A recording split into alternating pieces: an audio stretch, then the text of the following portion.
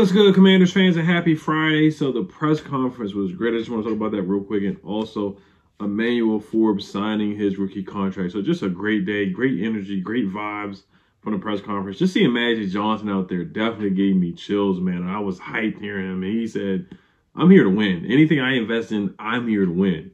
He was a winner with the Lakers, won gold medals. You remember the he pass in the documentary where he talked about playing with the USA team. I mean, Showtime Magic Johnson, the documentary series is out on HBO. I definitely got to watch it. But the legend Irvin Magic Johnson already has businesses in the Boulevard in PG County, Maryland. So this guy is a business. Magic Johnson Theater.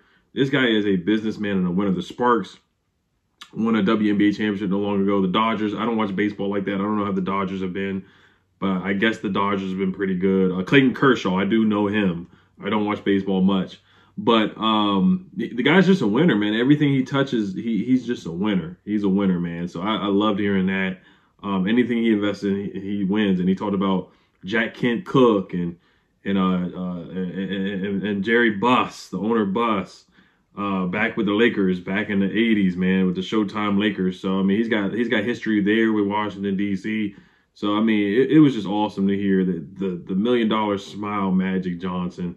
Just to see that he's a part of this franchise, that we have a professional in the building. Him and Josh Harris are professional. Mitchell Rels too. Mitchell Rels has some good things to say. Grew up in Friendship Heights, took the bus from Friendship Heights to RFK Stadium. I mean, that was great to hear. And I know these guys were, Josh Harris and Mitchell Rels were fans growing up, but they both have said, Josh Harris has said, it's more than just being a fan like Dan Snyder was. It takes more than just being a fan.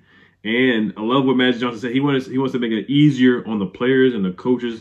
He doesn't want them to deal with any outside noise like they had to do with Dan Snyder every week, every day. They had to hear about some type of allegation, some type of charge, ticket fraud, sexual harassment in the workplace, the cheerleader things, Larry Michael, the whole article that came up from the Washington Post a couple of years ago. Even more articles have come out since the Mary Jo White report that just came out. Ron Rivera, he has had to deal with a lot of stuff. He has. I'll give Ron his credit. I think he's done a great job of navigating through all the riffraff that he's had to go through under Dan Snyder. Jason Wright looks like he's going to be here. I don't know how long Jason Wright's going to be here. I know a lot of people are not fond of Jason Wright. I don't mind Jason Wright. I'm not really against Jason Wright being here. It is what it is. I know the Sean Taylor memorials were pretty awful, but I'm not going to blame Jason Wright for the Sean Taylor memorial and how they did that, and, you know, Pat Mahomes' brother dancing on the number 21, which was very disrespectful. And some of the things they did, the memorials or the recognizing of Sean Taylor was not good at all. But I'm not going to blame Jason Wright 100% for that. I think some of that was thrown on him by Dan, because every time something bad happened with Dan, Jason Wright had to step in and do something to kind of cover up for Dan Snyder or whatever, and direct people's attention away from Dan Snyder. But it is what it is on that. If he's back next year and the year after, it doesn't really matter to me. But yeah, Mitchell Rels, man, he's a funny guy too. He talked about he used to play football, but he went up against a guy who was like 6'6", committed to Penn State, and I think his coach or his dad was like, "You got all this dirt on your jersey, on the back of your jersey, but your jersey's clean on the front." Basically, he was getting cooked, getting pancaked out there by a 6'6" lineman or something like that. He realized at that time it was time for him to get into business instead of football. He made a great choice because he is a multi-billionaire. So that was great for Mitchell Rels. But yeah, these guys got some humor to them, some wit. They're good with speaking to people, talking to people. They're personable people. You'll see them, like I said, Josh Harris, he may be walking around the stands one day or something like that, interacting with fans, you know, taking selfies, stuff like that. He does with the Sixers fans all the time, instead of getting a corny or a weird Happy Thanksgiving joke from Dan Snyder. So it's just a breath of fresh air. And then about the name thing, I'm not gung-ho on the name thing either. I'm exhausted from the name change. I was a Red Wolves guy, but I just couldn't care less anymore. I was fed up with it after they changed it to Washington Football Team. Then they changed it to Commanders. But I know there's a rule that it takes 5 years. You have to wait 5 years until you change the name again. Not sure how true that is. But Josh Harris, when he was asked about how does he feel about the Commanders name, he said it's not about feel.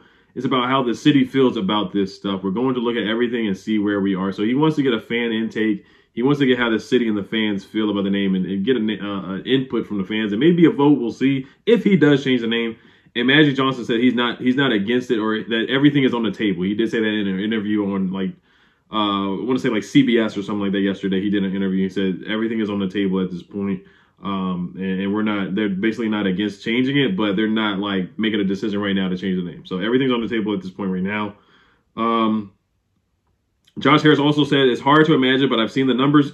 The Commanders were once the number one franchise in the NFL back when they were the Skins or the Redskins, not the Dallas Cowboys. So yes, at the time in the 80s with Joe Gibbs, the Hogs and all them guys, the posse, yes, we were the number one franchise in the NFL at that time. RFK Stadium was jumping, the rafters, everything was jumping up and down. We were a lit team back there. Back then, we were a lit team, and just under Dan Snyder, we just have not been that team at all.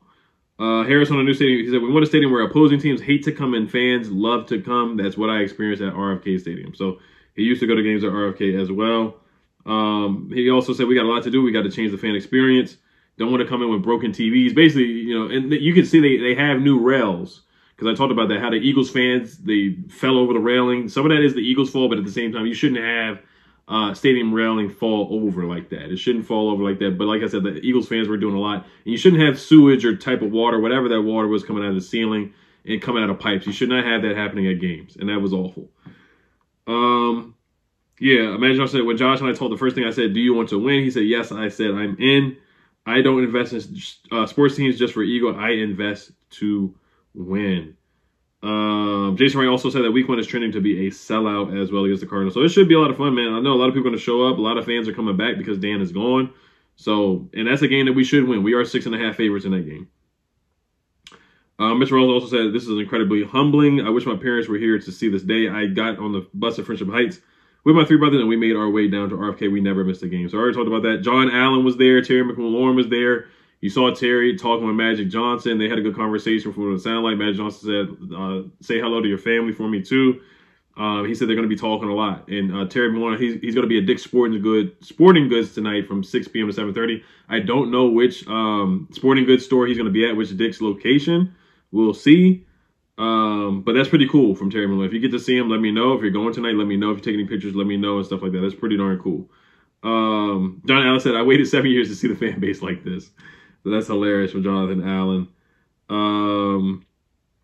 Yeah, and Josh Harris said, we're from Washington. We grew up the then Redskins. We know how much this team meant to the city. You can mail it in. I'll be around.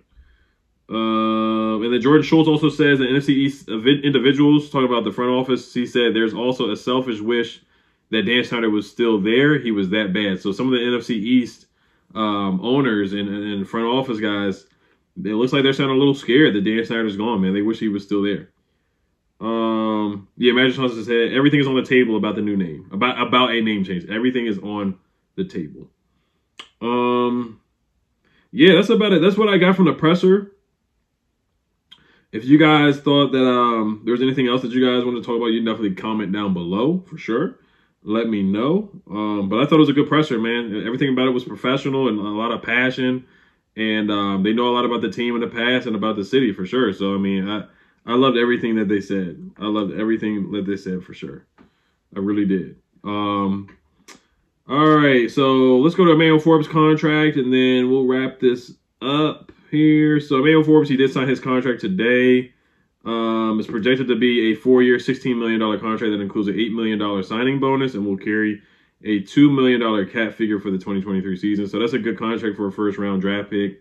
And, of course, the 5th-year option is going to be included. And then if he makes the Pro Bowl, then the money will go up on his 5th-year option as well, or if he gets franchise tagged. So I'm excited for Emmanuel Forbes. A lot of people didn't like the pick, and a lot of people like the pick. I like that he forces turnovers, and he has a knack for getting interceptions and a knack for getting pass deflections.